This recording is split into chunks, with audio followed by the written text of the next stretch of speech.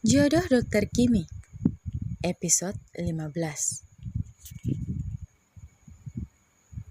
Kini tibalah waktu yang telah ditetapkan oleh Dokter Aidil.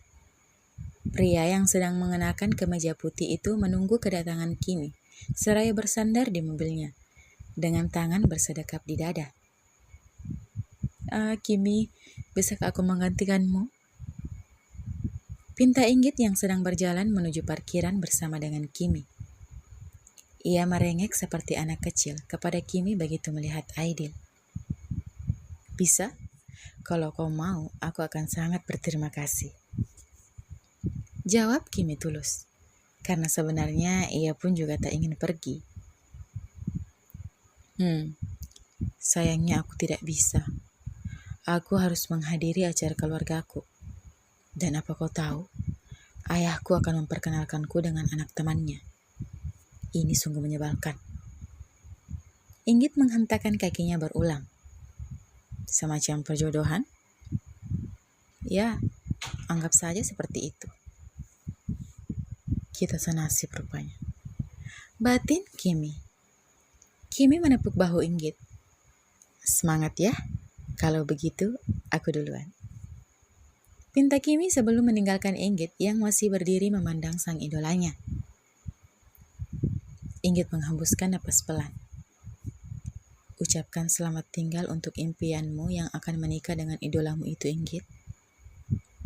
Ujarnya lesu lalu beranjak dari sana. Maaf membuat Anda menunggu, dokter. Kimi menundukkan sekilas kepalanya. Tapi sepertinya bukan aku yang telat. Anda yang terlalu cepat. Tidak apa-apa. Ujarnya lembut seperti biasa. Lalu mengitari mobil untuk membukakan pintu mobil untuk Kimi. Silahkan. Tambahnya lagi. Apa yang kau lakukan, dokter? Gerutu Kimi dalam hati, sembari berjalan masuk ke dalam mobil tanpa bersuara. Setelah menutup pintu mobil, Aidil kembali dan duduk di belakang kemudi. Mereka pun berangkat. Apa tugasmu berjalan lancar? Tanya Aidil saat melihat Kimi enggan membuka suara. Iya, dok. Sejauh ini lancar. Menatap Aidil sekilas, lalu kembali menatap ke depan. Aku dengar besok kau ikut membantu Dokter Nani untuk melakukan operasi pada pasien tremor. Iya, dok. Aku jadi gemetar nih kalau mengingat itu. Aku tidak menyangka kalau Dokter Nani memilihku. Aidil tersenyum dengan reaksi Kimi. Beruntunglah, kamu bisa ikut Dokter Nani melaksanakan operasi itu. Beliau adalah dokter yang sangat kompeten. Kamu bisa banyak belajar darinya. Tutur Dokter Aidil tanpa melihat Kimi. Kimi hanya mengangguk dengan mata menatap Aidil. Iya, aku akan berusaha sebaik mungkin besok. Kimi menghembuskan napas kasar. Baru mengingatnya saja, ia sudah ketar-ketir. Banyak-banyak nonton video, biar makin mahir nantinya. Iya, dokter. Aku sering kok nonton video sama Inggit di ruangan kalau lagi nggak ada kerjaan. Oh iya, dok. Apa kunjungan ini salah satu tugas dari rumah sakit? Bukan. Ini hanya kegiatan rutin saya dengan taman setiap bulannya. Selain memeriksakan kondisi kesehatan mereka, kadang kami mengajarkan juga tentang dasar-dasar ilmu kebersihan dan lainnya. Kimi menganggukkan kepalanya pelan. Mulia sekali hati Anda, dokter. Batin Kimi kagum. Kalau kau mau ikut gabung juga bisa kok. Waktunya sih nggak menentu, sebisanya aja. Tapi pelaksanaannya rutin setiap bulannya. Tambahnya lagi seraya melirik sekilas Kimi. Boleh deh, dok. Kapan-kapan saya ajak teman saya. Mobil itu pun terus melaju dan tanpa terasa telah memasuki kawasan panti asuhan tersebut. Anak-anak terlihat berhamburan menuju ke Dokter Aidil. Kimi tersenyum melihat interaksi mereka. Selain cerdas, ternyata jiwa sosialnya juga sangat tinggi. Terbukti, pria itu tak hanya sekedar memeriksa anak-anak, Tapi Dokter Aidil pun ternyata membelikan beberapa kebutuhan untuk mereka. Entah itu berupa pakaian ataupun peralatan sekolah. Pantaslah memang dia dijadikan idola oleh kaum hawa. Cukup lama Kimi dan Aidil di panti asuhan itu, hingga seseorang yang memang sedari tadi mengikuti mereka, tanpa sepengetahuan keduanya berjejak kesal. Setir mobilnya jadi sasaran empuk untuk meluapkan rasa marahnya. Apa yang mereka lakukan di dalam sana? Kenapa lama sekali? Desisnya. Sedari tadi, dimulai dari parkiran rumah sakit hingga sampai di panti asuhan, bibir Ethan tak bisa berhenti bergerak. Entah itu untuk memaki Dokter Aidil ataupun memaki pengguna jalan yang menghalangi jalannya. Terdiam sejenak. Si bule bukan orang yang dijodohkan dengannya, kan? Mengetuk dagunya dengan jari telunjuknya. Kurasa bukan? Kan malam itu Kimi bilang pria itu tidak datang. Berarti bukan si bule dong ya? Kalau si bule emang sudah pasti dia datang. Baguslah. Tebaknya sendiri. Sekilas ia melirik lagi ke gerbang panti asuhan. Namun belum ada pertanda jika mobil itu akan keluar. Mereka tidak akan menginap di sana, kan? Pertanyaan yang sudah kesekian kalinya terlontar dari bibir tebalnya itu. Astaga, aku benar-benar seperti seorang kekasih yang sedang diam-diam menyelidiki kekasihnya yang kedapatan selingkuh. Luar biasa. Mobil Aidil meninggalkan panti asuhan saat langit telah mulai gelap. Melaju dengan kecepatan sedang. Keduanya terlihat bahagia usai pertemuan singkatnya dengan anak-anak panti.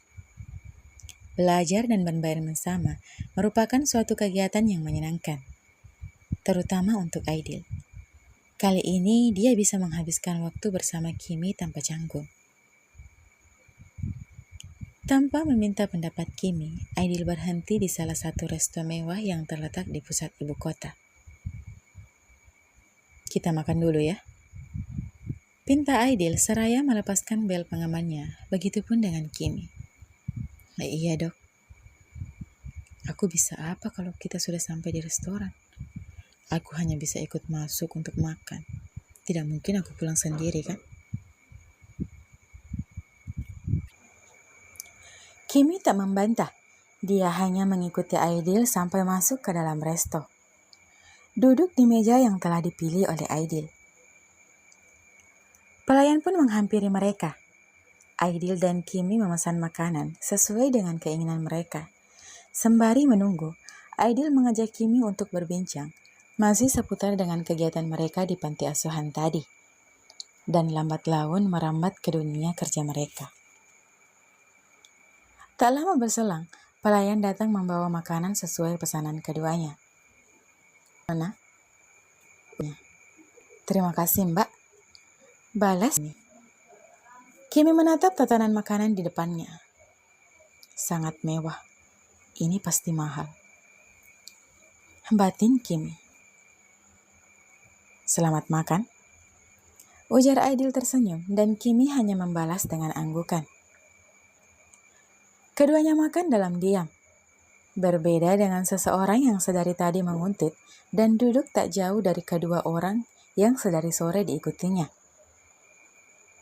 Dia merenggut kesal sambil memasukkan makanan ke dalam mulutnya.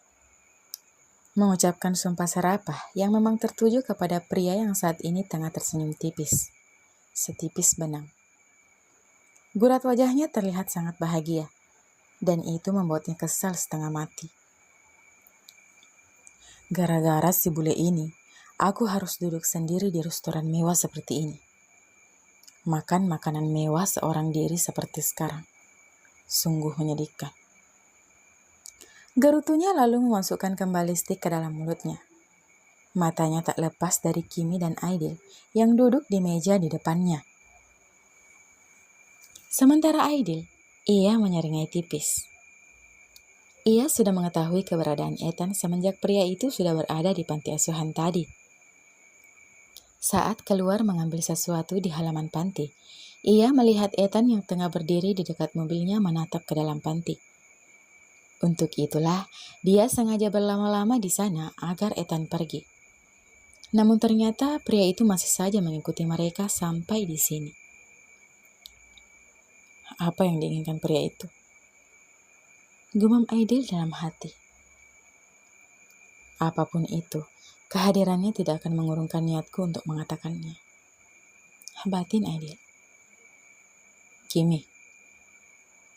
Panggil Aidil saat mereka telah selesai dengan makanan mereka. Iya dok, ada apa? Tanya Kimi heran. Karena tiba-tiba saja pria di depannya terlihat gugup. Kenapa dia gugup begitu? Apa dia lupa bawa dompet? Ya kalau itu sih tidak masalah. Aku kan punya uang untuk membayarnya. Tapi pasti dia malu. Batin Kimi menebak. Kim, aku ingin mengatakan sesuatu, tapi kamu jangan kaget ya. Mungkin ini terlalu cepat bagimu, tapi tidak bagiku. Ini sudah terlalu lama. Apanya yang cepat? Apanya yang lama? Batin Kimi bingung. Maksud dokter? Aku menyukaimu. Menjeda sejenak ucapannya. Aidil melihat reaksi Kimi yang tampak terkejut. Aku merasakan perasaan itu saat pertama kali melihatmu di acara pernikahan anak Pak Direktur. Dan sampai sekarang. Aku memberanikan diri untuk mengatakan padamu malam ini. Terdiam sejenak. Aku menyukaimu. Maukah kau menjadi kekasihku? Kimi menelan ludahnya susah payah. Apa yang harus dia katakan?